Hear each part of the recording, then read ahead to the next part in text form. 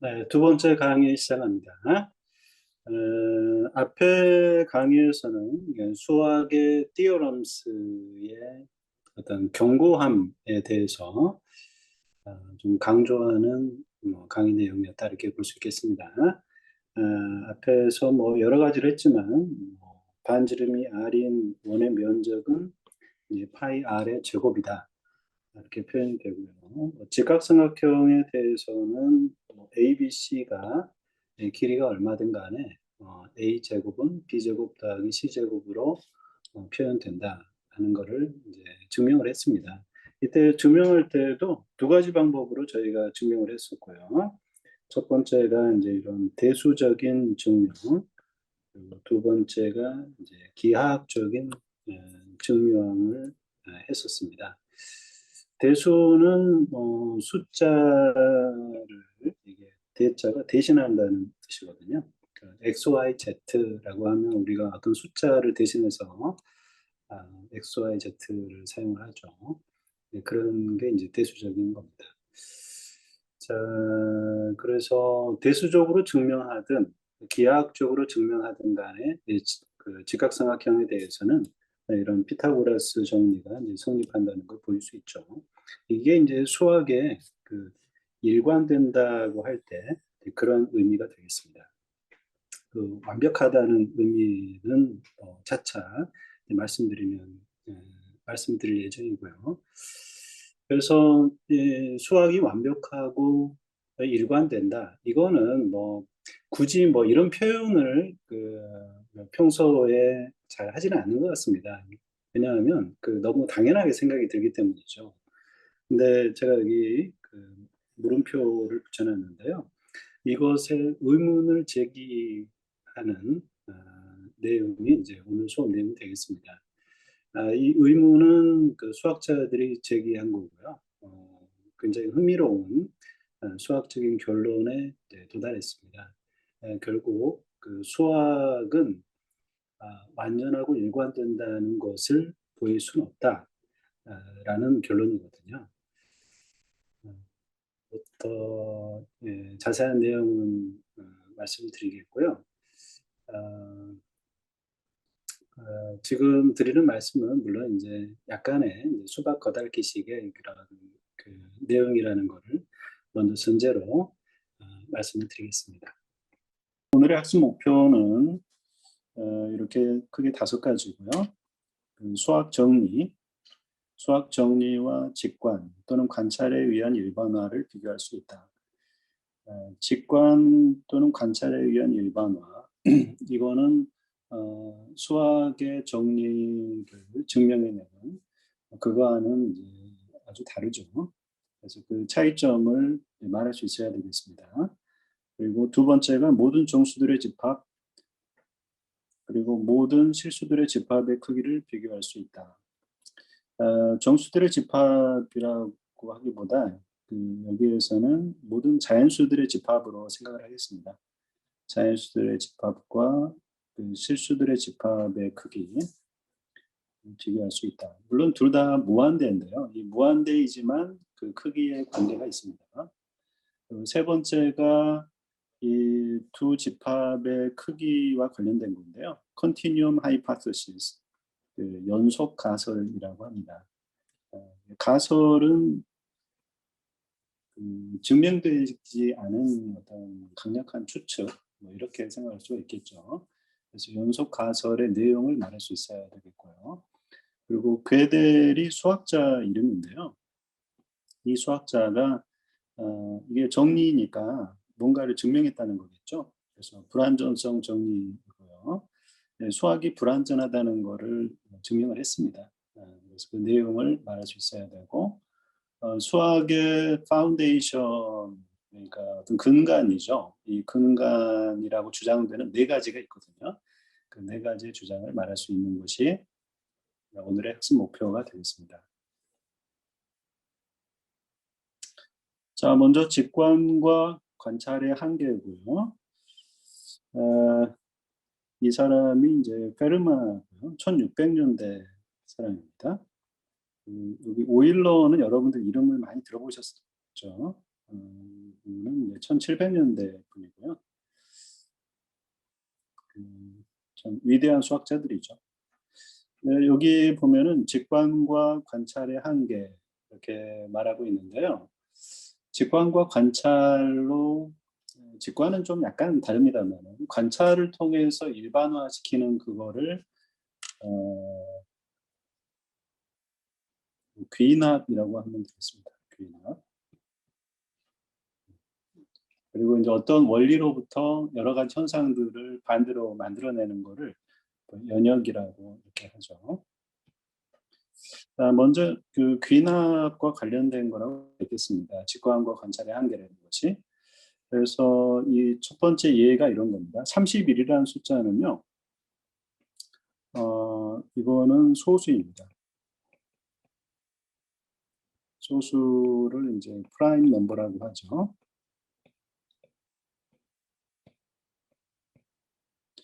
소수는 다 아시겠지만은 그 21이다. 21은 소수가 아닙니다. 왜냐하면 여러분 아시다시피 7 곱하기 3으로 이렇게 구분할 수가 있기 때문에 곱으로 표현할 수가 있기 때문에 소수가 아닌 거고요. 31은 소수가 맞습니다. 그리고 331도 소수이고요. 3331도 소수입니다. 이런 식으로 쭉 가서요. 이 앞에 이제 3의 개수가 마지막은 1이고요. 3이 그 하나, 둘, 셋, 넷 이렇게 쭉 오는데 여기가 셋, 7개군요. 7개까지 됐을 때 이 모든 숫자는 소수입니다. 그러면은 이제 신중하지 않다면 그냥 성급한 그런 결론에 이를 수가 있겠죠. 1 앞에 3이 몇 개든 간에 그 숫자는 모두 프라임 넘버이다. 이런 결론에 이를 수가 있는데 그렇지가 않습니다. 여기 이제 3의 개수가 여기가 8개거든요. 8개가 되면은 이 숫자는 17하고 1900만 얼마 이렇게 큰 숫자죠. 이 두 숫자의 곱으로 표현됩니다. 그래서 이 숫자는 프라임 넘버가 아닙니다. 그래서 그 이거가 어떤 관찰에 의해서 관찰을 근거로 여러 관찰을 근거로 일반화시켰을 때 이루게 되는 어떤 그 결함의 그 한 가지 예가 되겠습니다. 그리고 또 두 번째 거 봐볼까요? 두 번째 거가 이건데요. x의 n제곱 더하기 y의 n제곱은 z의 n제곱인 이렇게 이 관계가 성립하는 x, y, z 이 정수들 있죠. 정수의 세트가 존재하지 않는다는 겁니다. 물론 n이 그 3, 4, 5, 6 이런 식으로 이거에 관련됐을 때 이럴 때 그렇다는 거죠.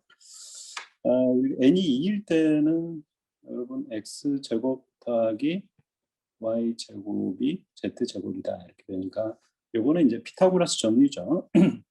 그래서 여러분 x가 3, y가 4, 5일 때 이 관계가 성립하는 것을 알고 있고요.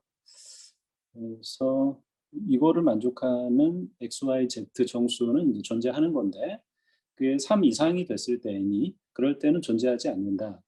이게 앞에 그 페르마 사진을 보셨잖아요. 그 사람은 이제 수학자는 아니고 아마추어 수학자 정도인 건데요. 아주 뛰어난 수학자였습니다. 그래서 페르마의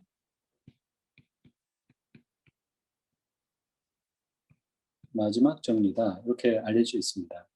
그래서 n이 3 이상인 경우에 대해서는 이 수식을 만족하는 x, y, z 정수들의 세트가 존재하지 않는다는 거고요. 그리고 이 사람이 그 페르마가 이제 1600년대 분이었죠. 그런데 요거가 그 증명하기가 굉장히 어려운 거였습니다. 하지만 1993년에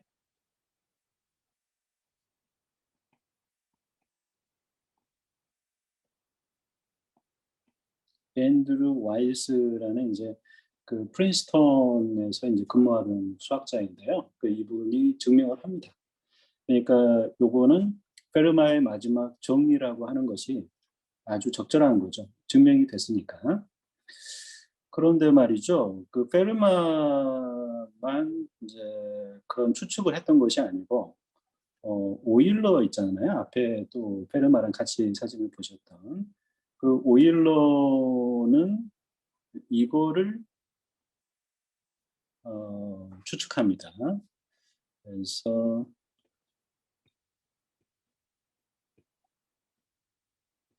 추측이 이제 컨젝처거든요. 그래서 오일러의 컨젝처다 이렇게 부릅니다.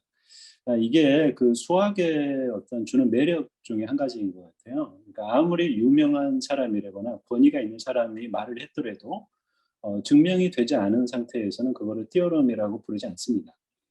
심지어 오일러 같은 그 정말 대단한 수학자죠. 그 시대에 아주 대표하는 수학자라고 이제 말할 수가 있겠고요. 그 사람이 추측을 했지만 그거를 띠어럼이라고 부르지 않는 거죠. 왜냐하면 증명이 안 됐으니까. 그래서 오랫동안 어 이거를 컨젝처로 그대로 남겨뒀고요. 실제로 이제 어떤 일이 발생했냐면 요거가 이런 자 그러니까 요거를 만족하는 XYZW의 정수들의 집합이 정수들의 세트가 존재하지 않을 거라는 게 이제 오일러의 컨젝처였고요. 그런데 1988 년도에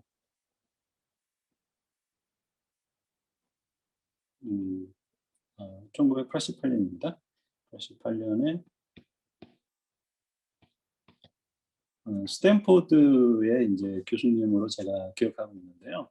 1998 년에 엘키스 교수님이 요거를 알아냅니다. 왠지 인제 그 '컴퓨터를 이용해서 알아내지 않았을까.' 뭐 그런 추측이 듭니다마는 아무튼 이 XYZW 그 요거를 만족하는 그 정수의 세트가 존재하지 않을 거라고 아주 오랫동안 이거를 만족하는 이 XYZW를 발견하지 못했었거든요. 근데 거의 뭐 이 오일러니까 1700 년대 분이잖아요. 그래서 거의 뭐 200년 동안 어 반대되는 이 카운터 example을 알 수가 없었고요. 그래서 요거가 띠어럼이 될 거라고 사람들이 많이 생각했을 것 같습니다. 그런데 그렇지 않았죠. 요거가 인제 카운터 example이 발견됨에 따라서 어 그 이 오일러 그 대단한 사람이 한 컨젝처지만 띠어럼이 아니게 됐습니다. 그 띠어럼이 된다는 거는 참 멀고도 험한 그런 길인 것 같습니다.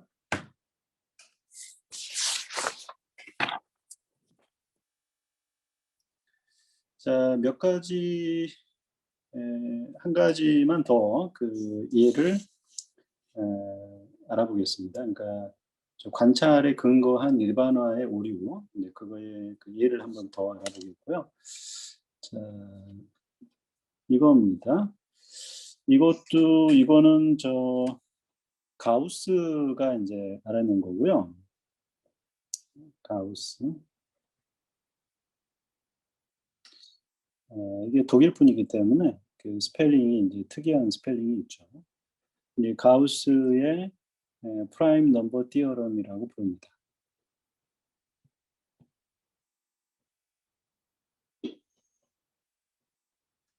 그게 뭐냐면 이건데요. 어 파이 n이라는 게 뭐냐면 그 n보다 작은 프라임 넘버의 개수를 말합니다. 자 그 예를 한번 이렇게 들어보겠습니다. 음 자 2, 3, 5, 7, 11, 13, 17, 19,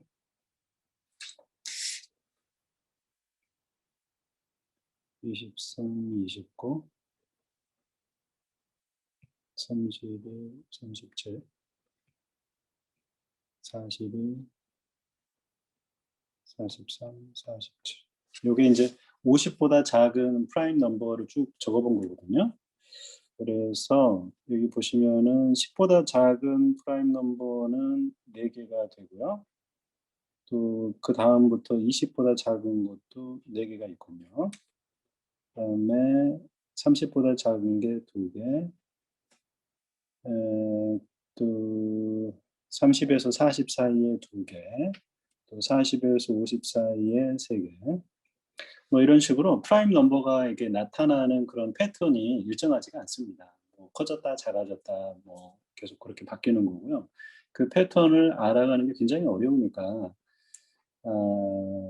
인제 어떤 거를 인제 가우스가 한 거냐면은 n보다 작은 프라임 넘버를 정확히는 모르더라도 대략 이렇게 표현된다는 거를 가우스가 이렇게 보여준 겁니다.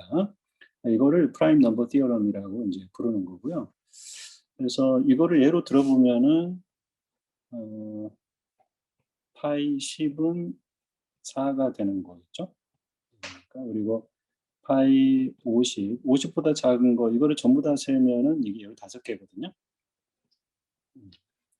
자 그리고 50 이니까 뭐 ln 50 분의 50 요거를 계산해 보면은 뭐 대략 이게 12.7811 뭐 이런 식으로 됩니다. 그래서 실제로는 15 개지만 어 대략 12.7811이니까 이게 어떤 대략 유사하다는 그런 주장인 거죠. 유사하지만 항상 15보다는 작죠. 그래서 그 오른쪽에 이 가로축에 있는 이 숫자가 n이고요. 그 세로축에 있는 게 실제 그 프라임 넘버의 개수가 되겠습니다. 그래서 요 값이 요게 true 값이에요. 실제 이제 컴퓨터로 계산을 해 가지고 몇 개 되는지 카운트를 해서 이렇게 그림으로 그려 놓은 거고요. 그리고 그 오일러 아니 가우스의 프라임 넘버 티어럼으로 그 만든 게 요거죠. 그래서 요거가 이렇게 추측이 된 거고요. 어 그런데 말이죠.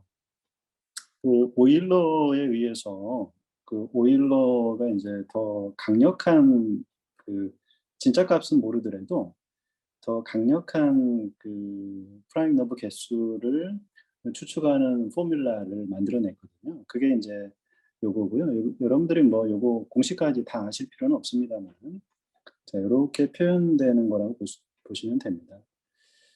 어 그래서 이거를 오일러리안 로가리스믹 인테그레이션이라고 인제 부르는 거고요. 요거가 요 위쪽 요겁니다. 그래서 보시면 진짜 값과의 차이가 이렇게 쪼끔 나죠. 그 여기는 이제 더 많이 나지 않습니까? 그래서 가우스가 했던 것보다 요거가 더 정확한 진짜 값에 더 근접한 프라임 넘버의 개수를 표현해 주는 그 방법이 됐던 겁니다. 근데 이게 보시면은 항상 요거가 위에 게 아래 거보다 그 true 값보다 더 위에 이렇게 존재합니다. 그래서 인제 궁금해했습니다. '이게 항상 위에 있는 게 맞을까?' 왜냐하면 굉장히 큰 숫자까지 여기 지금 그래프로 그려 놓은 거 그 범위에서는 계속 요 위에 점선이 그 실제 값보다 더 크게 추측을 하고 있는 거 아닙니까? 표현되고 있는 거 아닙니까? 그래서 이게 계속 무한히 n이 커지더라도 그 n이 점점 커지더라도 이 값이 계속 이렇게 진짜 값에 비해서 계속 위쪽에 있을 거냐. 요거가 인제 궁금했던 거죠. 그리고 인제 그럴 것 같은 거죠, 매우. 그런데 또 수학자들이 그걸 가만히 있지를 않고요. 그 n이 이렇게 굉장히 큰 숫자 있죠. 10의 310 제곱. 이런 경우에 대해서는 요거가 인제 true 값이잖아요. true 값보다 요 표현이 더 작다는 것을 증명해 냅니다. 그래서 요거가 이 점선이 위쪽이 항상 위쪽에 있을 거다. 트루 값보다. 이 그래프로 봐서는 왠지 그럴 것 같으죠. 하지만 그렇지 않다는 것을 보였습니다. 수학자들이 이런 일을 하고 있는 거죠. 자, 지금까지 뭘 봤냐면은 관찰에 의해서 우리가 일반화시킨 것의 한계를 이제 몇 가지 예를 우리가 본 거고요. 이것이 어,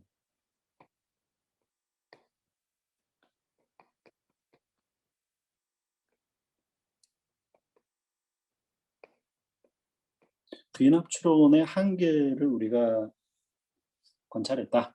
이렇게 이해하시면 되겠습니다. 자, 근데 이제 논리적으로 추론하는데 귀납 추론만 있는 게 아니죠.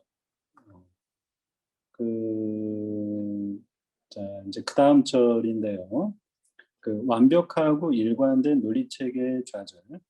근데 여기에서는 이 논리체계라고 하기보다 이 논리체계 대신에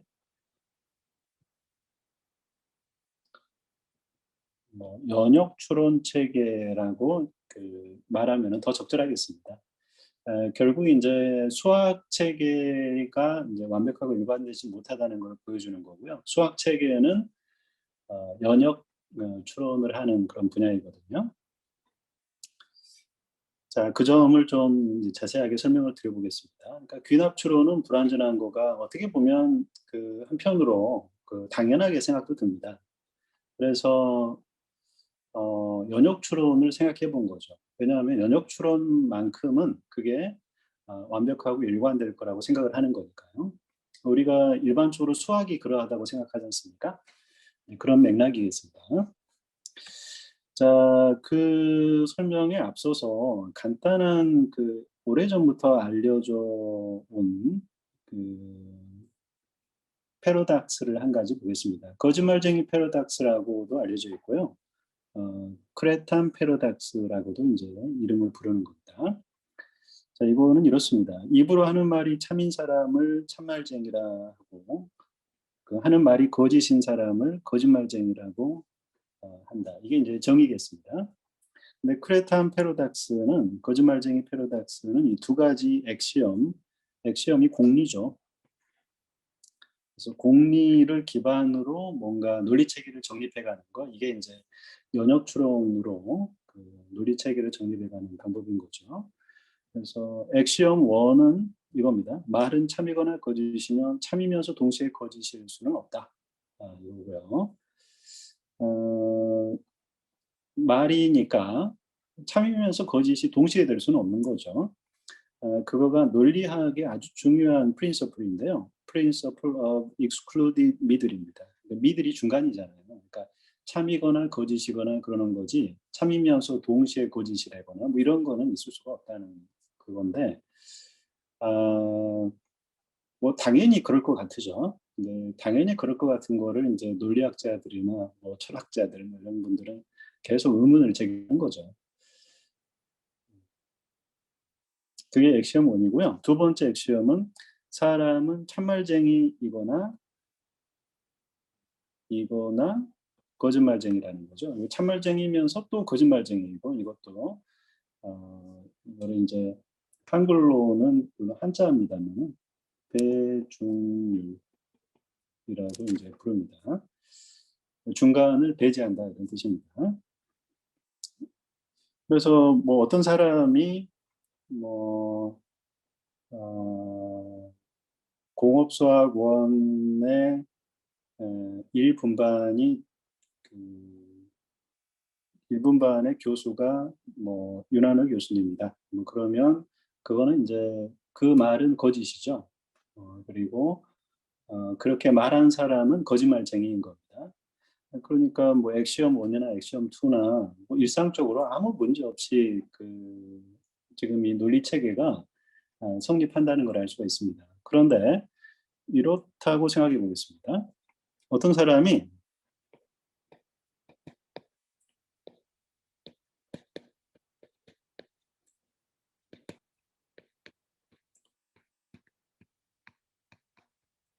나는 거짓말쟁이입니다. 이렇게 말을 했어요.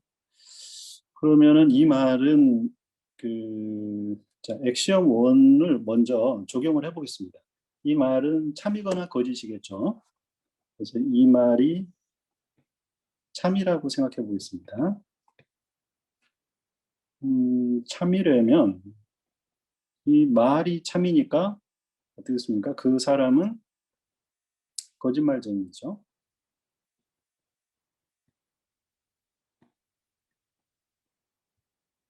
그런데 참인 말을 했다면 그 사람은 참말쟁이죠.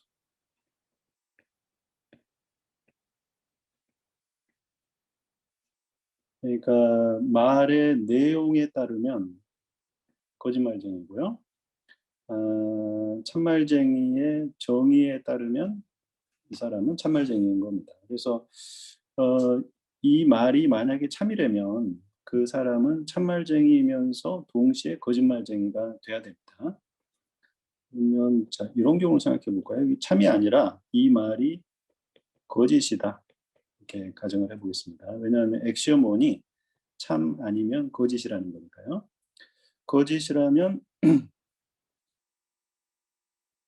이번에도 그 말의 내용에 따라서 볼까요? 나는 거짓말쟁이입니다. 그 말이 거짓이에요. 그러면은 참말쟁이겠죠.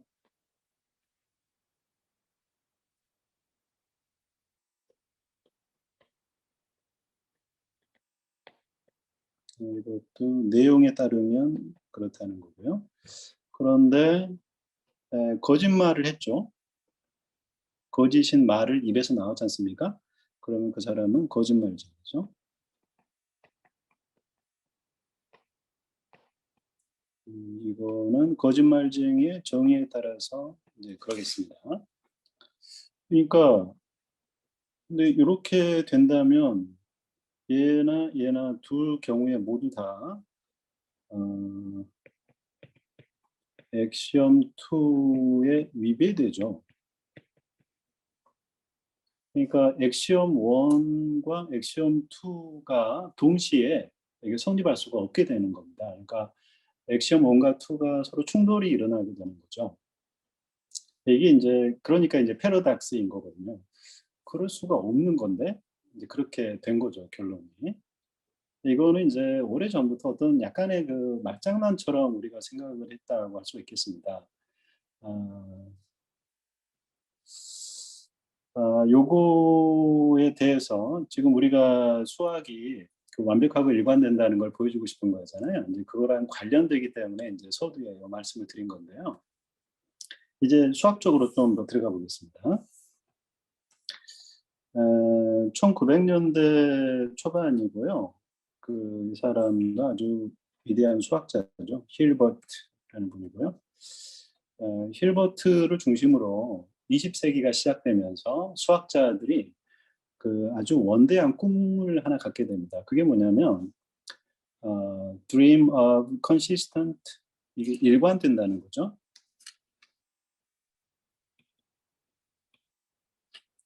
그리고 complete는 완전하다는 거죠. 어, 그런 mathematical system, 그 수학 체계가 일관되고 완벽하다는 것을 보여주고 싶었습니다. 그러니까 그런 수학 체계를 정립하고 싶었던 거죠. 이 사람들의 어떤 모토랄까요? 그거가 수학 학회, 큰 세계적인 수학 학회에서 이 힐버트가 이제 연설을 했다고 합니다. 이 사람이 이제 독일 분이기 때문에 그 독일 말을 그대로 제가 갖다 놨는데요. Wir wissen, wissen, wir werden wissen 이런 뜻이고요. 이거가 이제 이 말이 영어로는 we must know, we will know 이런 의미. 어, 일관된다는 거가 이제 어떤 거냐면요. 자, 이런 겁니다. 2x제곱 마이너스 x 빼기 이런 2차 방정식이 주어지게 되면요. 이거를 그 해를 구할 때 인수분해를 해서 구할 수도 있죠. 여러분들이 이미 많이 연습을 했죠. 그리고 이제 근의 공식, 뭐 근의 공식이라는 게 이제 어, 완전 제곱,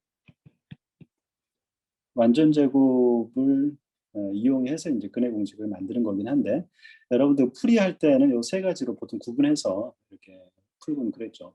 아니면 그 답에 이르는 경로는 여러 가지가 있을 수 있지만 결국에는 답은 한 개 같은 거가 계속 나오지 않습니까? 일관되게. 이게 이제 일관된다는 뜻이고요. 그 완전하다는 뜻은 수학적인 문제에는 답이 존재한다는 그런 거가 되겠습니다. 이런 그 수학 체계, 이게 수학 체계에는 연역 체계의 아주 대표라고 할 수 있습니다. 귀납적인 거는 불완전하다는 것이 잘 알려져 있었으니까 어, 연역적인 그런 논리 체계만큼은 완전하다는 걸 보이고 싶었다. 이렇게 표현할 수도 있겠습니다.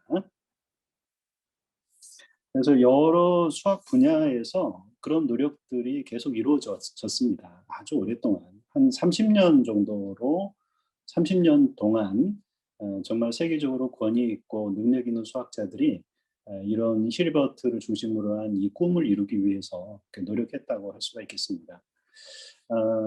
자, 예를 들자면 이런 겁니다. 자연수 체계, 내추럴 넘버 티어럼. 거기에는 이제 이런 10가지 파스출릿이 있는데요. 파스출릿은 사실 엑시엄과는 약간 다른 거긴 합니다만은 우리가 뭐 너무 수학적으로 많이 들어가는 거는 적절해 보이지 않고요. 그 엑시엄과 같은 거라고 우리가 받아들이겠습니다. 이 10가지 엑시엄을 받아들이면은 그 자연수 체계가 잘 정립이 됩니다. 그 자연수 체계에는 별 문제가 없을 걸로 생각이 들고요. 뭐 한 가지를 예를 들어보자면 이겁니다. 어떤 두 수가 있습니다. 그 두 수 중에 두 수의 관계는 다음 중 한 가지만 성립한다는 거죠. 두 개가 같거나 두 숫자가 같아요. 또는 어떤 x를 더해야만 b가 됩니다. a에다가. 그러니까 이 말은 b가 더 크다는 그런 표현이겠죠. 또 b에다가 그 자연수 y를 더했을 때, 이 자연수니까 이거는 다 0보다 큰 숫자니까요. 0보다 큰 숫자를 더했을 때 a와 b 더하기 y가 같다는 거니까 a가 더 크다 이런 뜻입니다. 그러니까 말이 약간 복잡하게 보입니다만은 두 숫자가 주어지면은 동일하거나 아니면 한쪽이 더 크다 이런 거죠. 이거가 그거는 증명의 대상이 아니니까 그거를 받아들이고 너무나 분명해 보이니까 그거를 근간으로 논리 체계를 자연수 체계를 정립해 보자라는 이제 시도였던 거죠. 그리고 또 이것도 있습니다. 어떤 자연수의 집합 m이 있어요. 근데 m이 자연수 1을 포함하고 만약에 자연수 k를 포함할 때 k 플러스 1도 동시에 포함한다면 m은 모든 자연수를 포함한다 라는 파스출릿입니다. 엑시엄이라고 우리가 그냥 말을 하겠습니다. 그 어떤 집합이 자연수의 집합이에요. 근데 1이 들어있어요. 그리고 m이 이제 자연수의 집합이죠. 요 안에 1이 들었습니다. 그리고 어떤 숫자가 들어있다면 동시에 k 플러스 1도 들어있다는 거예요. 그렇다면 이 m이라는 집합은 모든 자연수를 포함한다는 거죠. 자, 요게 이제 10번째 파슐릿이고요. 이거를 근간으로 하면은 그 완전한 그 자연수 체계가 정립될 거라고 이제 생각을 했던 겁니다. 자, 여기서 이제 한 가지 흥미로운 거를 이제 말씀드리고 싶은데요. 인덕션은 귀납입니다. 어떤 거를 이제 관찰을 해서 일반화된 어떤 원리를 알아내는 거죠. 수학적인 귀납법입니다. 수학적 귀납법은 여러분 고등학교 때 여러분 많이 사용했을 것 같고요. 귀납이라면은 앞에서 또 말씀드렸습니다마는 어떤 개별적인 사건들을 여러 번 아주 많은 수의 그 개별 사건들을 관찰해서 결국에는 일반화된 어떤 원리를 알아낸다는 거죠. 여러분이 많이 알고 계시는 거가 2, 2, 3 해서 쭉 해서 n까지 다 더했어요. 그러면은 2분의 n 더하기 1. 뭐 이런 것들을 이제 이 포뮬라를 아마 많이 알고 계실 거라 생각이 듭니다. 요거를 수학적인 귀납법으로 증명할 수가 있죠. 그래서 n이 1일 때 성립한다는 거를 보이고 k일 때 성립한다는 걸 보인 다음에 그게 k일 때 성립한다고 가정한 다음에 k 플러스 1일 때 성립하게 되는 걸 보여주면 그러면 자연수에 대해서 이 포뮬라가 성립한다는 걸 보이는 그게 이제 수학적인 귀납법이죠. 그래서 이건 여러 가지 것들을 관찰해서 얻게 되는 원리이기 때문에 귀납이라는 말이 매우 적절한 말이 되겠습니다. 말씀드렸습니다만 한 번 더 반복을 하면요. 어떤 모든 그 자연수 n에 대해서 그 성립되는 명제 Pn이 있다고 이제 생각을 해보겠습니다. 예를 들자면 그게 이제 요거겠습니다. 요거를 Pn이다 이렇게 생각할 수 있겠습니다. 명제가 이제 영어로 proposition이기 때문에 P라고 이렇게 표현했습니다. 만약에 n이 1일 때가 참이고요. k일 때 pk가 참이라고 가정을 할 때 k 플러스 1도 참이라면은 pn은 모든 자연수 n에 대해 참이다. 이게 이제 수학적 귀납법의 그 띠어럼입니다. 띠어럼이라는 거는 그게 증명됐다는 거죠. 자 봅시다. 어떤 집합 m이 pn이 참인 그 자연수 n의 집합이라고 생각해 보겠습니다. 그런데 P1이 참이라면 뭐 그렇다면은 1이 M에 포함된다는 거죠. 그리고 M이 K를 포함할 때 그 말은 PK가 참이라고 가정할 때 그 말과 이제 동의어가 되겠죠. 항상 K 플러스 1도 포함되죠. 왜냐하면 두 번째 이게 우리가 이제 도입한 거니까. 그러므로 이제 10번째 파슐렛에 의해서 M은 모든 자연수를 포함합니다. 다시 말해서 Pn은 그 모든 자연수에 대해 참이 된다는 거죠. 왜냐하면 M이라는 거가 Pn이 참이 되게 하는 그 자연수들의 집합이니까 그런 거죠. 자, 그런데 이제 여기에서 제가 말씀드리고 싶은 거는 이겁니다. 이게 수학적인 귀납법이에요. 근데 사실은 이 수학적인 귀납법을 우리가 사용할 수 있는 근거가 뭐냐면 10번째 파스츄릿이라는 겁니다. 아까 그거죠. M이라는 집합에 어떤 자연수의 집합이 1을 포함하고 어떤 수를 포함한다면 그 다음 수도 포함한 거. 그렇다면은 그 집합은 모든 수를 포함하고 있다는 거죠. 그게 10번째 파스츄릿이었죠. 그래서 수학적 귀납법은요. 이 파슐리 10에 의해서 근거해서 그게 참이 되는 겁니다. 그러니까 수학적인 귀납법은 사실은 연역입니다. 10번째 파슐리, 10번째 공리 때문에 성립되게 되는 관계인 거죠. 그래서 수학적 귀납법이 참이라는 것을 뭐 증명한 거는 아니고요. 여기서 띠어럼은 여기서 증명했다는 의미는 10번째 파슐릿이 참이라고 가정할 때 그럴 때 수학적 귀납법이 참이다. 이제 이런 말입니다. 자, 그나저나 이제 그 자연수 체계가 이렇게 잘 무르익어 가고 있었고요. 잘 정립이 되어 가고 있었습니다. 뭐 예를 들자면 이런 겁니다. 공집합이 아닌 자연수들의 집합 M은 항상 항상이라는 말은 어떤 띠어럼에는 여기에 있으나 없으나 같은 뜻입니다. 가장 작은 수를 포함한다. 뭐 당연한 것 같으죠. 이거를 이제 앞에 본 그 10가지 파슐릿을 근거로 이거를 증명할 수가 있습니다. 자세한 내용은 교과서를 좀 참고해 주시고요. 근데 오히려 이제 이럴 것 같아요. 공집합이 아닌 숫자들의 집합이니까 당연히 그 집합 안에는 가장 작은 숫자가 존재하는 게 아니냐 이렇게 의문을 제기할 수 있는데요. 그렇지 않을 수가 있습니다. 이제 실수들의 집합을 한번 생각해 보겠습니다. 실수들의 집합인데 1보다는 크고 2보다는 작은 실수들의 집합을 생각해 보겠습니다. 이 집합은 가장 작은 수를 포함하고 있지 않습니다. 그 증명에 대해서도 여러분이 교과서를 좀 참고해 주시기 바랍니다.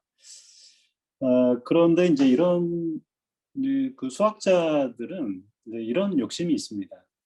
그 자연수 체계라는 큰 어떤 집을 짓는데 전제로 해야 되는 규칙들이 너무 많다면 그렇게 좋은 체계가 아니라는 거죠.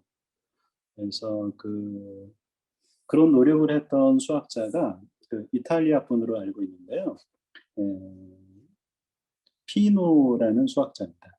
이 피노는 이제 어떤 걸 보였냐면 자연수 체계를 정립하기 위해서 전제로 해야 되는 어떤 공리, 파슐릿이라고 여기서는 표현하고 있는데요.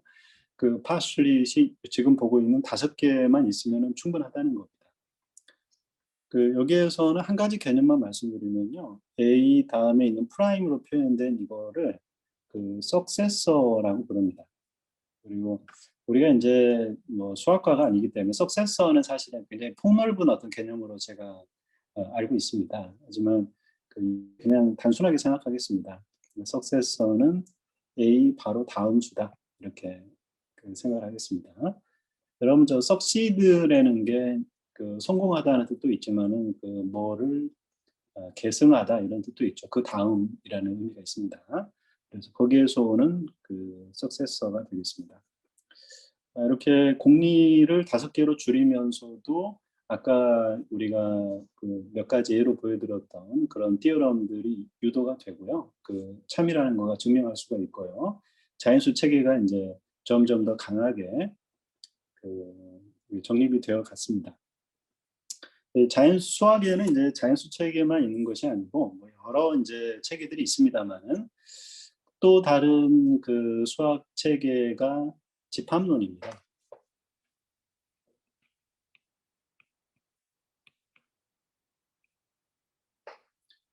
집합론은 이 칸토 이름이 굉장히 길죠.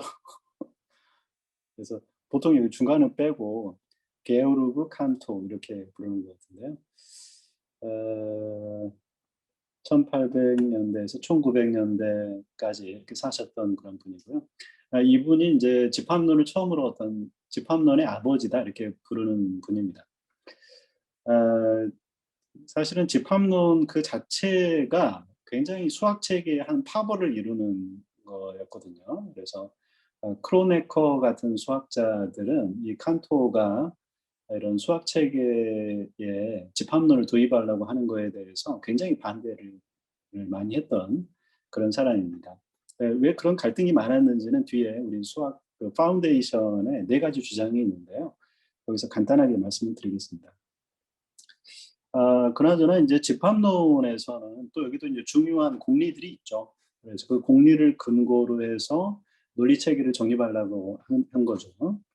근데 이제 집합론의 중요한 공리가 하나가 뭐냐면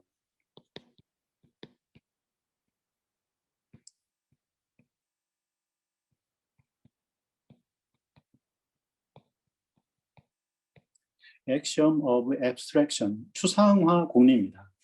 이 추상화 공리라는 게 뭐냐면 어떤 조건 또는 특징, 조건이나 특징 여러 가지 이제 프로퍼티 이런 여러 가지로 표현할 수가 있는데 그게 주어지면은 그 조건을 만족하는 멤버들의 집합을 항상 만들 수 있다는 겁니다. 여기 n 모듈로 2라는 거는요. 이 모듈로 2라는 게 2로 나눴을 때 나머지란 뜻이거든요. 그래서 2로 나눴을 때 나머지가 0이라는 어떤 조건, 특징이 주어지게 되면 그거를 만족하는 숫자들의 집합을 만들 수가 있죠. 그래서 그거는 우리가 알다시피 짝수죠. 그다음에 이제 자연수로 우리가 제한을 했기 때문에 1보다 큰 숫자만 있는 거니까 2, 4, 6, 8, 10 이런 식으로 우리가 생각할 수가 있습니다. 짝수가 영어로는 이제 even number이니까 알파벳 2로 이제 표현을 했습니다. 그래서 어떤 특징이 주어지면 그 특징을 만족하는 멤버들만으로 항상 어떤 그 집합을 구성할 수 있다라는 거거든요. 이게 axiom of abstraction이고요. 이쪽 분야에서 이제 공헌을 많이 한 분들이 더 많이 있겠습니다만은 대략적으로 이제 프레게라는 분하고 그 버트란드 러셀 이런 두 수학자들입니다. 러셀은 여러분들 그 철학자로 여러분 많이 알고 계실 건데요.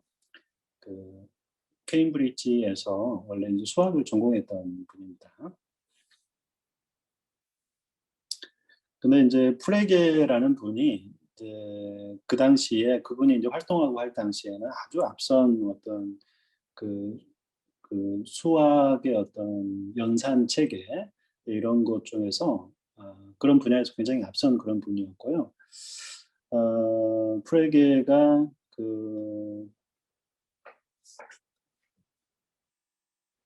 쓴 책의 제목이 이런 겁니다.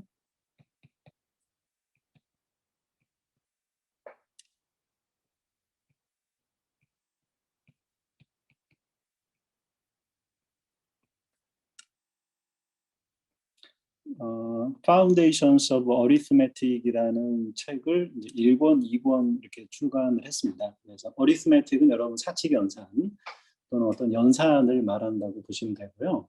그 연산의 근간이라는 제목이 그런 거죠. 참 그 서양의 유럽이나 여기에는 참 그런 이런 이성적인 어떤 호기심이나 이런 게 굉장히 강한 것 같습니다.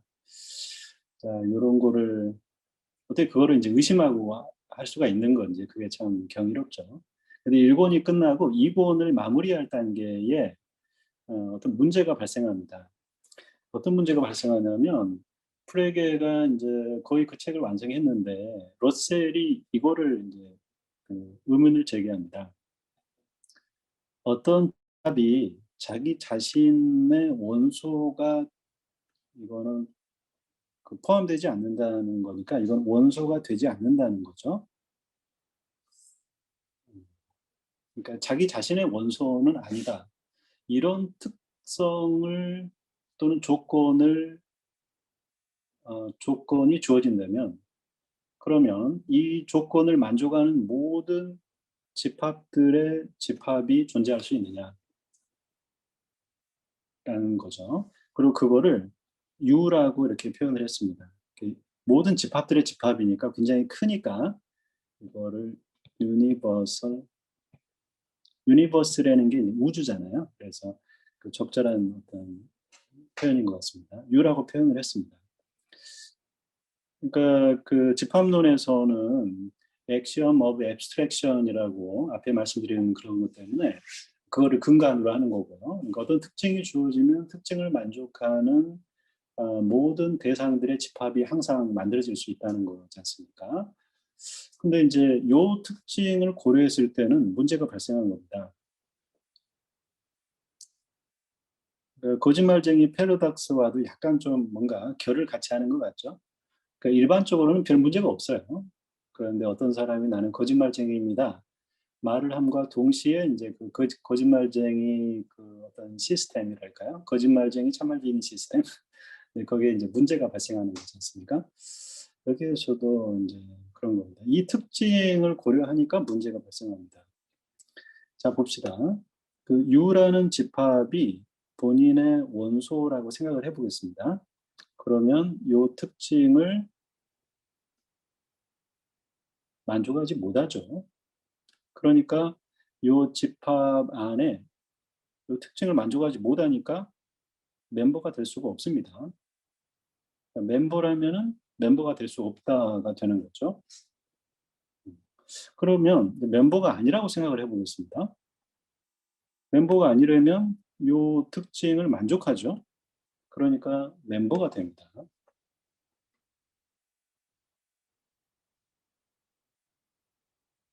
우리가 보기에는 약간 말장난처럼 생각될지도 모르겠습니다. 저도 요게 이제 마음에 이제 뭐랄까 분명하게 다가오는 이런 면은 좀 약한 게 있어요. 저도. 근데 이제 그 수학을 하거나 철학하시는 분들은 이제 그렇게 받아들이지 않는 거죠. 그래서 이 프레게란 사람이 그 이권을 거의 이제 완성할 당시에 이 러셀로부터 이 내용을 포함한 편지를 받거든요. 그래서 편지를 받고서는 이 Foundations of Arithmetic 2권을 출간하지 않으려고 그랬어요. 근데 어디 책을 보니까 그 출판사에서 이제 거의 다 인쇄가 됐으니까 그냥 출간하자 이렇게 됐는데, 프레게가 참 그 지적으로 굉장히 정직했던 어떤 분인 것 같아요. 그래서 이 다음과 같은 요구를, 그 지금 보고 계신 요 글을 책 앞에다가 이렇게 쓴다는 전제로 출간을 합니다. 근데 뭐라고 했냐면 이겁니다. 사이언티픽 라이터인데 여기 이제 본인과 같은 연구해서 논문 발표하는 또는 책으로 이렇게 발표하는 연구 결과를, 그런 사람들을 일컫는 거죠. 근데 과학자 또는 이제 수학자와 같은 그런 분들이겠고요. 그런 과학적인 연구하는 사람들에게 hardly anything more unfortunate can befall. 더 불행한 일은 없을 거다. 뭐보다 불행한 일이 없냐면 일이 거의 그 작업이 거의 마쳤을 때, 책을 거의 마무리했을 때 foundations of his edifice shaken. 그 edifice라는 거는 큰 어떤 저택 같은 거죠. 그래서 큰 건물의 파운데이션, 기초가 흔들리게 되는 것만큼 불행한 일은 없을 거다. 근데 I was placed in this position by a letter of Mr. Bertrand Russell. 러셀의 편지를 받고 내가 그런 입장이었다. 그리고 이 책이 거의 완성될 당시에 내가 그 입장에 처하게 되었다. The collapse of one of my laws, 나의 어떤 파운데이션이겠죠. 그 파운데이션 중에 한 가지가 컬랩스가 무너진다는 거죠. 무너지는 거. 근데 러셀의 패러독스가 이제 그 무너지게 했다는 거죠.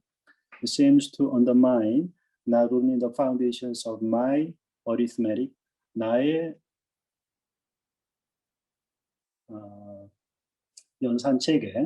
연산체계의 근간을 무너뜨릴 뿐만이 아니고, but the only possible foundations of arithmetic as such, 그러니까 그런 종류의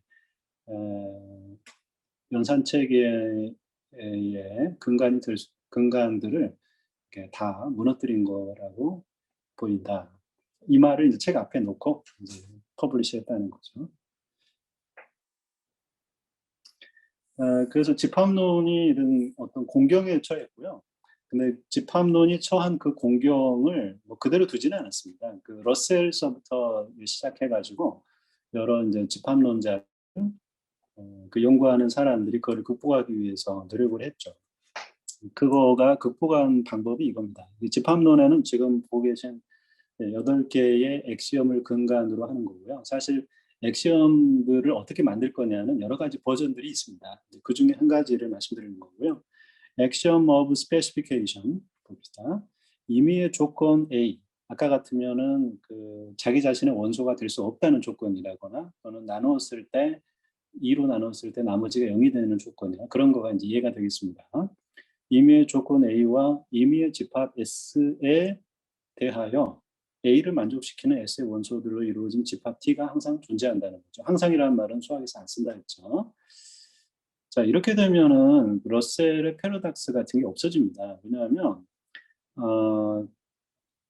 앞에서 보면 여기에 이 패러독스가 왜 발생한 거냐면 여기 요거거든요.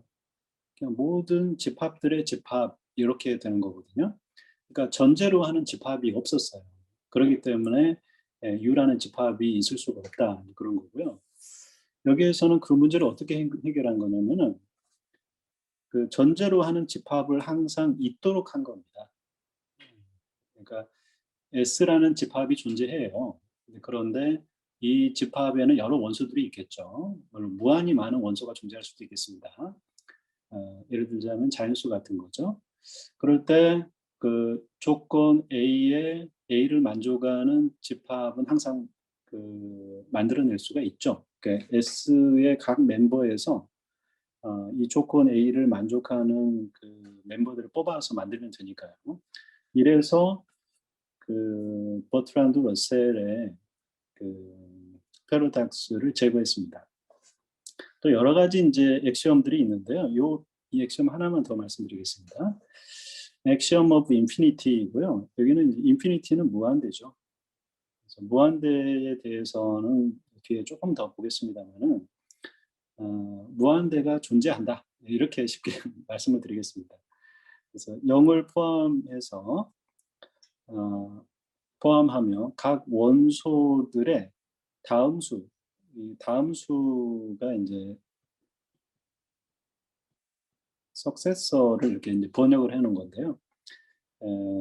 이 석세서는 여러 가지 좀 폭넓은 의미라고 그랬죠. 그러니까 예를 들어 3이다 그러면은 여러 가지로 정의할 수 있는데 우리는 바로 다음 수인 4 이렇게 그냥 우리가 해석하겠습니다. 이거를 포함하는 하나의 집합이 존재한다는 건데 그러면은 이제 무한히 4가 존재하면 또 5가 존재해야 되고 또 6이 존재해야 되고 뭐 그러지 않습니까? 그래서 자연수의 집합 n도 존재한다 이런 그 결론에 이르게 되고요. 그래서 무한대가 실제 존재하는 것으로 받아들이는 그런 엑시엄이 되겠습니다. 그래서 집합론이라면은 이 무한대를 받아들인다 이렇게 여러분 생각하시면 됩니다. 그 무한대에 대한 그 연구를 집합론자들이 많이 하죠. 그리고 이제 무한대에 대한 그 오늘 지금 말씀드릴 요 내용들이 우리 이제 전공과 무슨 관련이 있나 이렇게 의문을 제기하시는 분이 있을 것 같아요. 근데 다음 강의가 이제 튜링 기계에 대한 강의인 건데요. 튜링 기계의 완전함과 또는 그 불완전함, 그거 튜링 기계가 결국 이제 불완전하게 되는 건데요. 그거가 불완전하게 된다는 걸 보여주기 위해서 여러분이 이해하기 위해서 여러분이 좀 이해를 하면 굉장히 좋은 면이 있습니다. 자, 무한대에 대해서 무한대는 특별히 이제 아까 집합론의 창시자가 이제 칸토라고 그랬는데요. 칸토가 굉장히 일생을 걸고 그 무한대에 대해서 탐구한 분입니다. 자, 그 내용을 좀 살펴보겠습니다. Equipotence of two sets. 두 집합의 원소들 사이에 1대1 대응이 성립할 때 두 집합의 파워 또는 기수가 같다. 또는 두 집합이 equipotent하다라고 말합니다. 그러니까 원소의 개수가 같다. 이 말을 뭐 여러 가지로 표현해요. 기수가 같다. 파워가 같다. 또는 두 집합이 equipotent하다. 뭐 예를 들자면 이런 겁니다. S는 1, 2, 3이고요. T는 4, 5, 6이죠. 그래서 S의 특정 원소에다가 1이 4가 되려면은 3을 더하면 되겠군요. S의 특정 원소에다 3을 더하면 T의 그 특정 원소가 되는 거죠. 그래서 이렇게 1대1로 매핑되는 거를 보여줄 수가 있고요.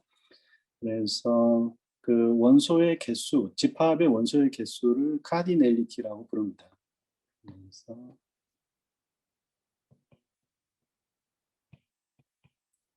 그래서 여기 카디넬리티에서 여기 카드까지만 이렇게 갖다 이렇게 표현하고 있고요. 그 S라는 집합과 T라는 집합의 원소의 개수가 같고 그거는 3개다. 그런 표현이죠. 카디넬리티라는 표현이 여러분이 이제 생소하실 거니까 말씀드립니다. 그리고 이제 파워셋이라는 개념이 있습니다. 또 한국말로는 멱집합이라고 부르는데요.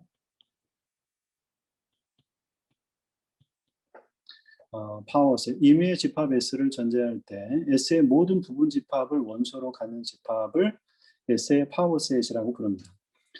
1, 2, 3 집합을 고려를 해보면요. 부분 집합들이 그 오른쪽처럼 이렇게 이제 있거든요. 근데 여기가 이거 원소는 3개인데 이거는 8개입니다. 그리고 그 구해내는 그 파워셋을 만들어내는 절차를 잘 생각을 해보시면요. 항상 2의 원래 집합의 원소의 개수가 됩니다. 그래서 8은 2의 3제곱이 되는 거죠. 자, 그래서 파워셋의 원소의 개수는 2의 원래 S의 원소의 개수 제곱으로 표현이 된다는 겁니다. 자, 그리고 짝수도 짝수를 한번 생각을 해보면요. 짝수들의 집합은 2, 4, 6, 8 이런 식으로 되죠. 그리고 자연수는 1, 2, 3, 4고요. 이렇게 됩니다.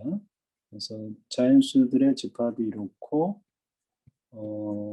짝수들의 집합은 이런 건데 이렇게 뭐 자연수에다가 2를 곱하면은 짝수가 되는 거니까요. 1대1로 물론 개수가 무한히 갑니다만은 자연수의 각 원소와 짝수의 각 원소 간의 이 1대1 대응을 우리가 이렇게 표현할 수가 있습니다.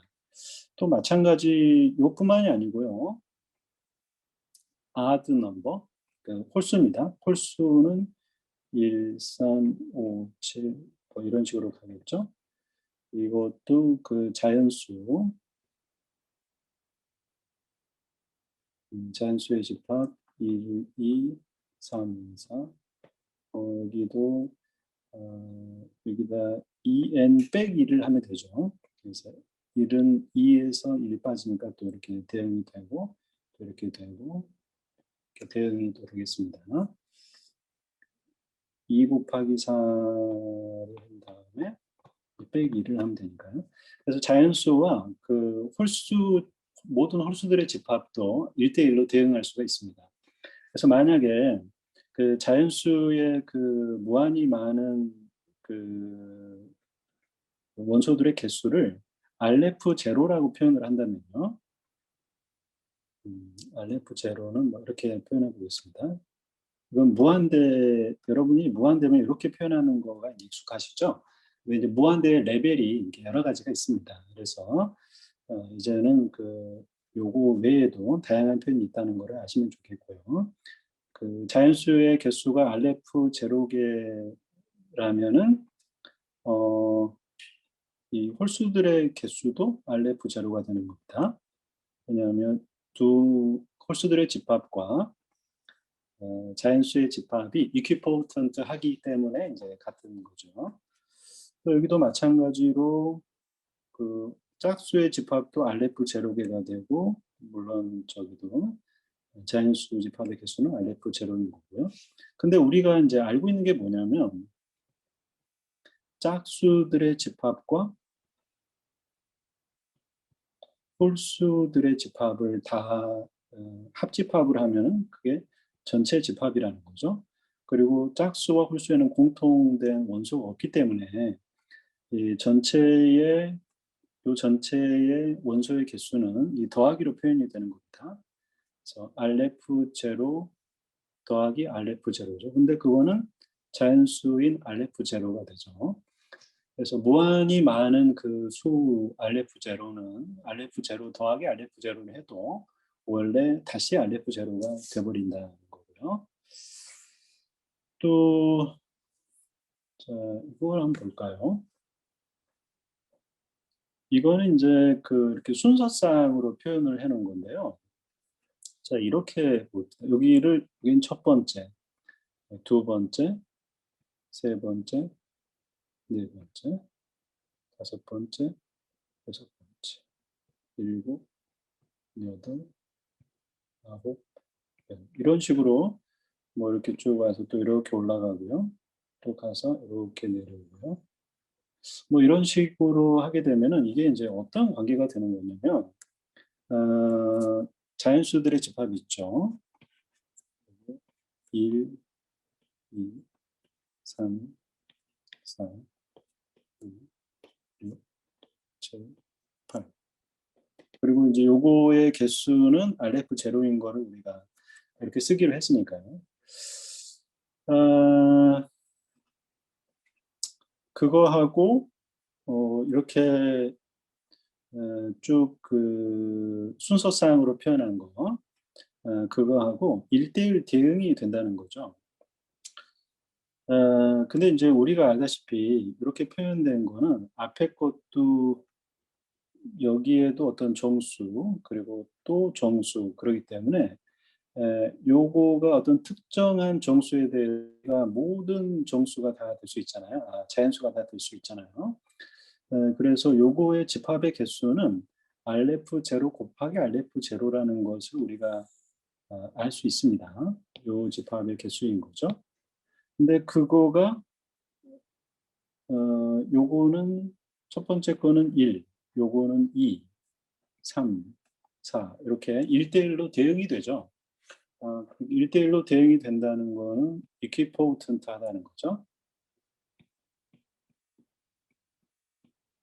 그래서 다시 말하면은 자연수와 자연수 집합에 있는 각 원소들하고 1대1로 대응이 된다는 거고, 그거는 원소의 개수가 같다는 거가 됩니다. 그래서 RF0 곱하기 RF0가 또 RF0가 되어버립니다.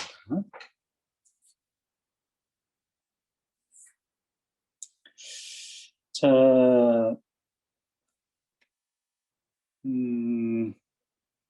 근데 무한대라는 게 그 자연수만 있는 게 아니잖아요. 실수도 있죠, 실수. 그래서 실수의 개수와 실수 집합의 개수와 자연수 집합의 개수를 비교할 수 없을까? 이거를 이제 그 수학자들이 논의를 했습니다.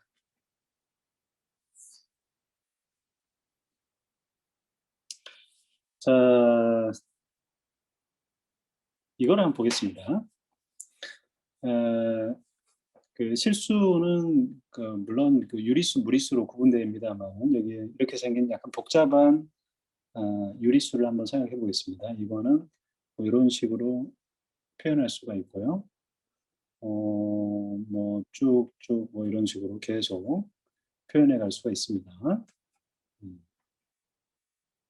그래서 결국에는 그 이진수로 표현하면은 이진수가 이제 이렇게 표현이 되는 거고요. 그거를 자릿수를 의미하는 거니까 요 숫자가 이렇게 표현이 할 수가 있습니다. 이게 소수점이 여기 있는 거죠. 자, 이렇게 했을 때 이거를 한번 생각을 해 보겠습니다. 음.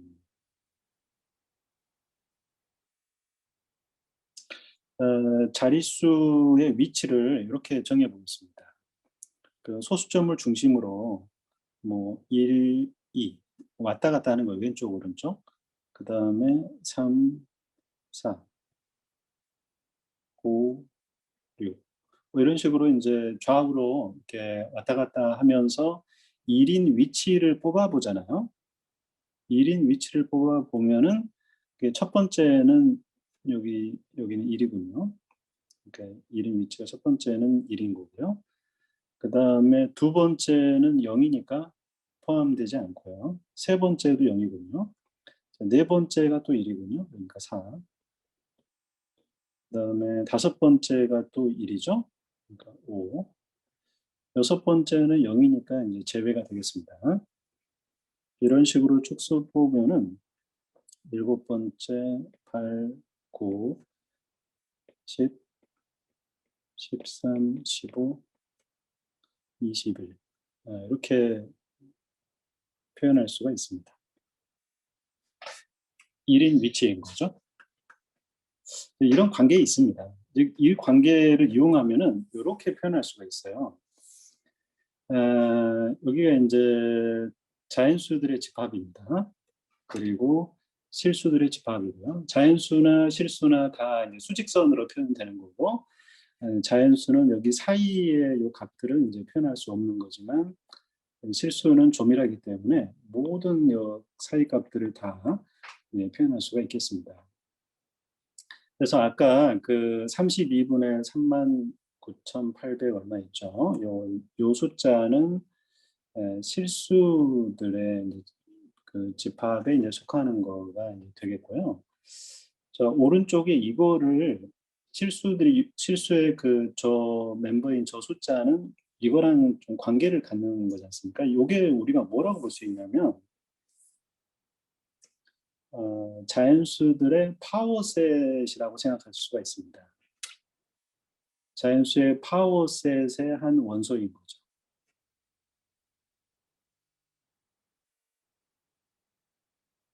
그러니까 이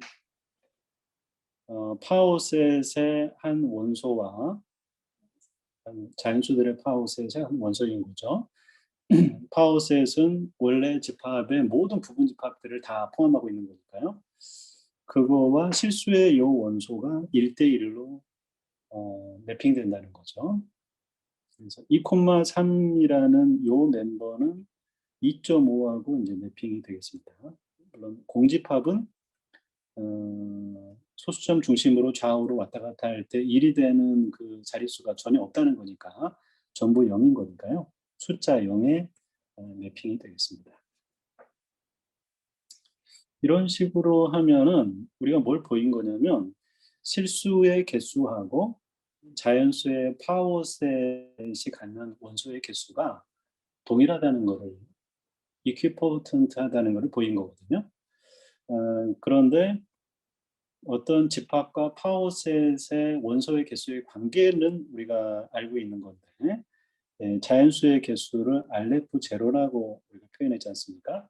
그럼 이 파워셋의 요거는 2의 알레프 제로 제곱이 됩니다. 그러니까 이 실수 집합의 개수가 2의 알레프 제로 개수라는 것을 우리가 보인 겁니다.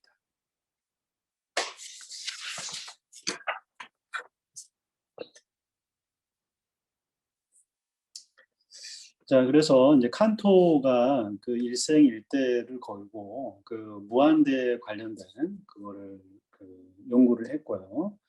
그 이제 어떤 그 요거는 이제 알레프 제로는 그런 자연수에 해당한다는 거를 자연수 집합의 개수라는 거를 이제 그렇게 표현을 그렇게 한 거죠. 약속한 거죠. 마치 엑시엄처럼 무한히 많지만 알레프 제로라고 하자.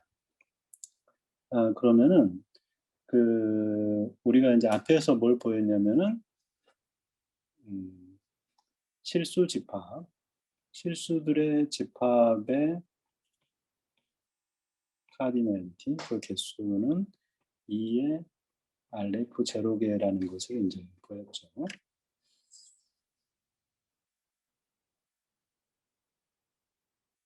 그러니까 그 어떤 무한대의 레벨이 다음 무한대 레벨로 넘어가기 위해서는 이렇게 지수성으로 이제 표현될 때 이렇게 넘어가게 됩니다. 그 앞에서 제가 그 말씀을 좀 잘 안 드린 것 같으네요.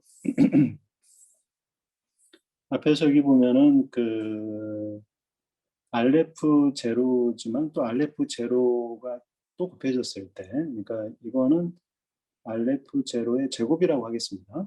알레프 제로의 제곱은 알레프 제로인 거죠. 그러니까 어떤 제곱을 한다거나 더한다거나 뭐 이래 가지고는 그 다음 무한대 레벨로 다가갈 수가 없다는 거죠.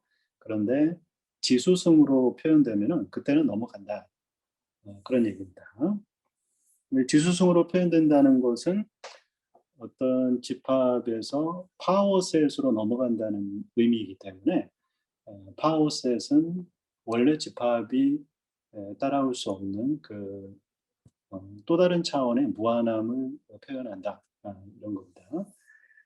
그래서 어떤 무한대 레벨을 우리가 전제하더라도 알레프 요 레벨에서 그 다음으로 넘어갈 때 요거는 그러니까 2의 알레프 이 두 번째 레벨 2니까 여기 0부터 시작하니까 세 번째 레벨이군요. 세 번째 레벨의 무한대가 그 다음 레벨의 무한대로 넘어갈 때 이런 식으로 된다는 겁니다. 그게 이제 무한대에 관련된 중요한 티어럼이고요. 그런데 이제 이런 문제가 있습니다. 이거는 이제 그 완벽하게 우리가 다 이해하고 뭐 이런 거는 아니겠습니다만은 이럴 수 있겠다 싶은데 이런 문제가 있죠.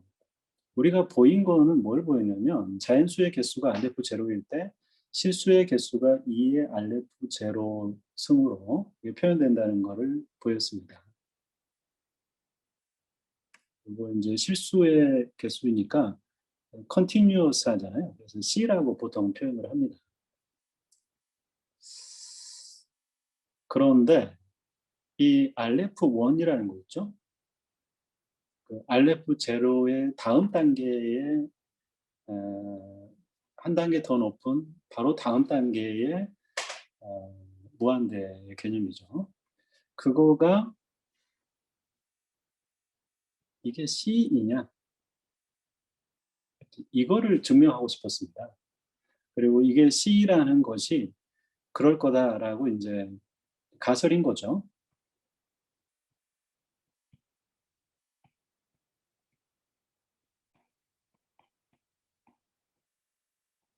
이게 이제 연속 가설이라는 거고요.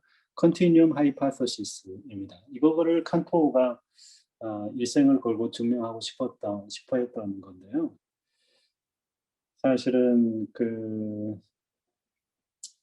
이거가 아까 이제 어, 어, 증명하기가 굉장히 어려운 문제로 나중에 판명이 납니다. 자, 그래서 컨티뉴엄 하이파토시스의 내용을 다시 한번 말씀드리면요. 자연수의 개수를 알레프 제로라고 했을 때 실수의 개수는 2의 알레프 제로승으로 표현된다는 것은 수학적으로 보였습니다. 그런데 무한대 레벨이 이렇게 많이 있는데 자연수 바로 다음 단계의 이 무한대 레벨이 실수의 무한대의 레벨과 같은 거냐? 같은 것일 거다라고 가설을 세운 것이 컨티뉴엄 하이파토시스다라는 겁니다. 근데 그나저나 이런 식으로 좀 얘기가 길어졌습니다만은 힐버트를 중심으로 하는 일관 완벽한 수학 체계, 연역 체계를 정립하고자 하는 그런 수학자들의 노력이 자연수의 세계, 자연수 체계의 세계, 또 집합론에 관련돼서 이렇게 성과 있게 잘 이루어지고 있었죠. 물론 러셀의 패러닥스 같은 게 이제 발견됐기 때문에 잠깐 주춤하기도 했습니다만은 그거를 또 극복하는 집합론의 어떤 엑시엄들을 만들어서 극복을 했습니다. 그런데 이 지금 보고 계신 분이 이제 괴델이거든요. 괴델이라는 수학자고요. 아인슈타인과 동시대에 프린스턴의 고등과학원인가요? 거기에서 같이 근무했던 분으로 알려져 있습니다. 이 사람이 결국에는 매서메틱스는 일관되면서 완벽할 수 없다라는 것을 보여줍니다. 근데 이거를 저는 이렇게 좀 더 꾸미고 싶습니다.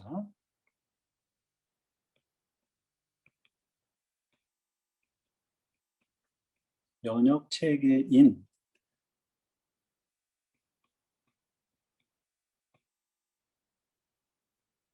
수학마저도 일관되면서 완벽할 수 없다라는 것을 그들이 보입니다.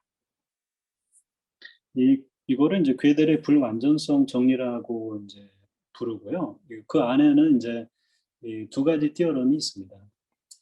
undecidability theorem 1, undecidability theorem 2라고 이제 하고요. undecidable 하다는 거는 그게 결정할 수 없다는 거죠. 자연수 체계를 포함하는 엑시엄 기반 수학 체계, 자연수 체계는 앞에서 좀 설명드렸기 때문에 좀 더 이해하실 거라 생각됩니다. 엑시엄 기반 수학 체계에는 참이라고 증명될 수 없고 동시에 거짓이라고 증명될 수도 없는 티어럼이 존재한다는 거고요. 또 두 번째는 자연수 체계를 포함하는 엑시엄 기반 수학 체계의 컨시스턴시, 일관성은 증명할 수 없다는 거죠. 앞에 이제 거짓말쟁이 패러닥스에서 거짓말쟁이, 참말쟁이 그 시스템 있잖아요. 그거의 두 엑시엄이 일관되지 않았죠. 그러니까 충돌을 일으켰죠. 충돌을 일으키는 거가 이제 일관되지 않다는 거니까요. 근데 수학이 그러하다는 겁니다. 그러니까 거짓말쟁이 패러닥스의 수학 버전이 이 괴델의 불완전성 정리라고 이해하시면 됩니다. 근데 이게 띠어럼이죠. 그래서 이 띠어럼이라는 거는 그 확실한 정도가 피타고라스 정리가 확실한 정도인 거죠. 띠어럼은 확실한 정도가 다 같으니까요. 저는 아무튼 이거를 알고는 굉장히 좀 충격이었습니다. 자, 요거를 뭐 괴델의 불완전성 정리를 이해하는 거는 뭐 저도 뭐 한번 도전을 해봤는데 굉장히 어려운 분야더라고요. 그래서 저도 완벽하게 이해하고 지금 강의하고 이러지는 않다는 거를 그냥 말씀을 드리고요. 관심 있는 분들은 좀 더 깊이 들어가서 보셔도 뭐 흥미로울 것 같습니다. 자, 그거를 좀 포멀하게 표현해 보면 이렇습니다. 이거는 물론 괴들이 한 거고요. 제가 한번 표현해 보겠습니다.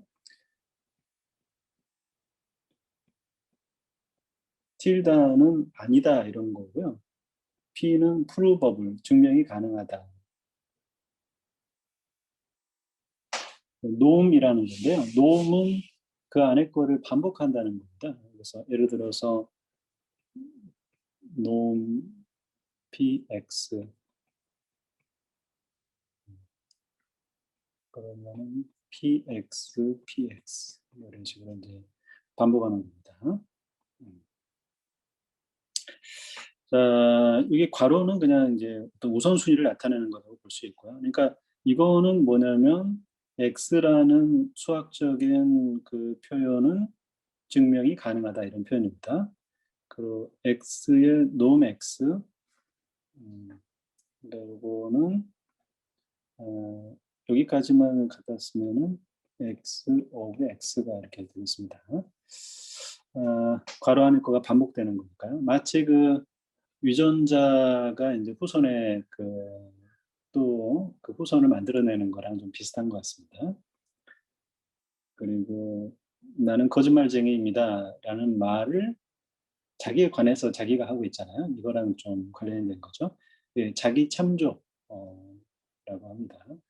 이 말은 이제 그 x가 증명될 수 없다는 거고요. 이거는 x의 놈이 증명될 수 없다. 이렇게 해석할 수가 있습니다. 자, 이때 좀 이거를 한번 생각해 보겠습니다.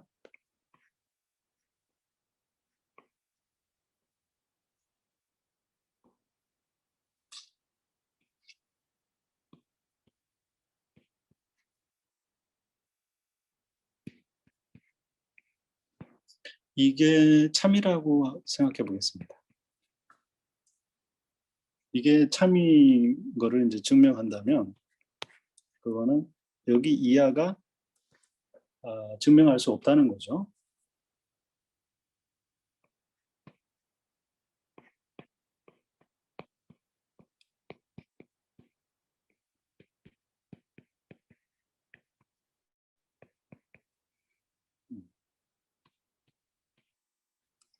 그런데 증명 불가한데 여기 놈의 정의가 뭐냐면 그거를 반복하는 거죠.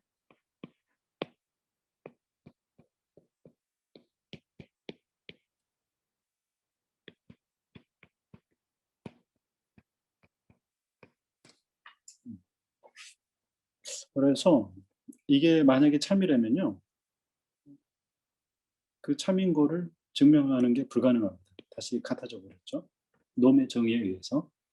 그래서 그들의 불완전성 정리는 참이지만 증명할 수 없는 대상이 존재한다. 이런 그거를 암시하는 겁니다. 그리고 이제 아까 그 칸토의 그 컨티뉴엄 하이파서시스 있잖아요. 2의 RF 제로 제곱이 이거를 이제 그 RF1이라고 쓰기로 했는데 그게 실수의 실수 집합의 크기일 거다. 요 가설 있잖아요. 이 가설은 1963년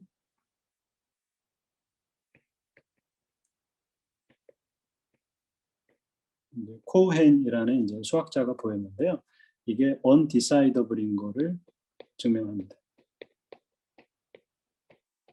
그러니까 칸토는 일생을 걸고 그거를 뭐 증명하고 싶었던 건데 원래 증명할 수 없는 그 명제라는 것을 코헨이 증명한 거죠.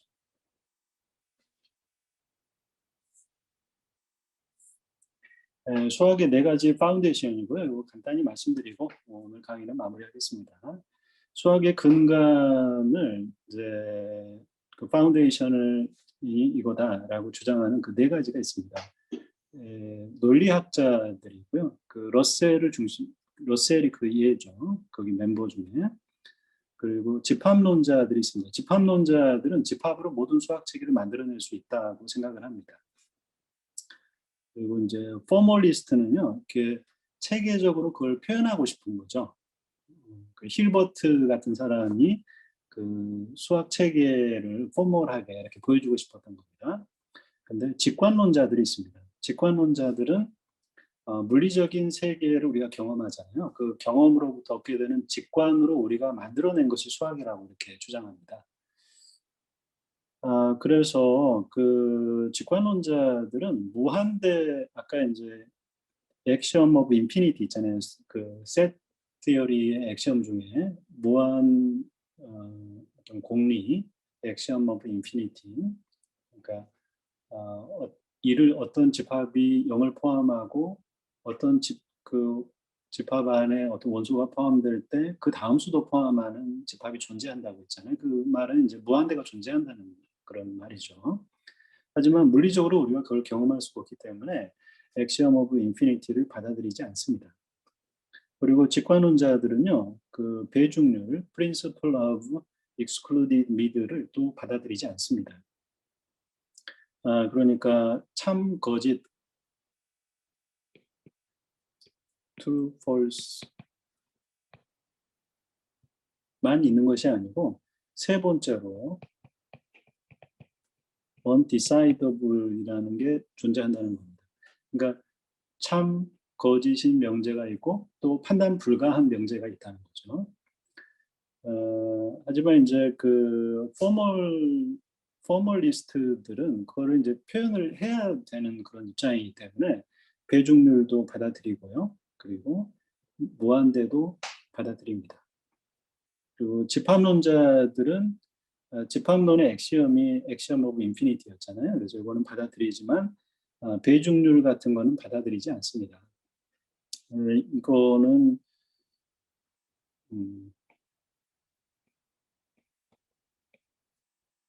논리학과 이제 수학을 어떻게 보면은 이제 둘 다 어떤 논리적인 거를 따지는 거지 않습니까? 근데 어떻게 논리적인 거를 따지는 근간이 논리학도 있고 수학도 있다는 거가 굉장히 이제 특이했던 거죠. 그래서 둘 중에 하나만을 받아들이고 그거를 근거로 다른 편을 만들 수 있다.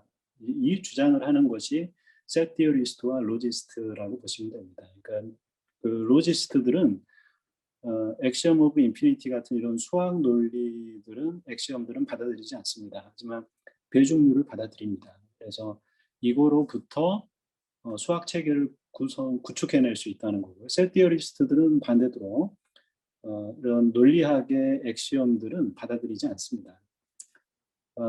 그래서 표현을 이렇게 하더라고요. 그 집합론자들은 논리학이 언어가 아니고 문법이다. 언어가 아니고 문법이다.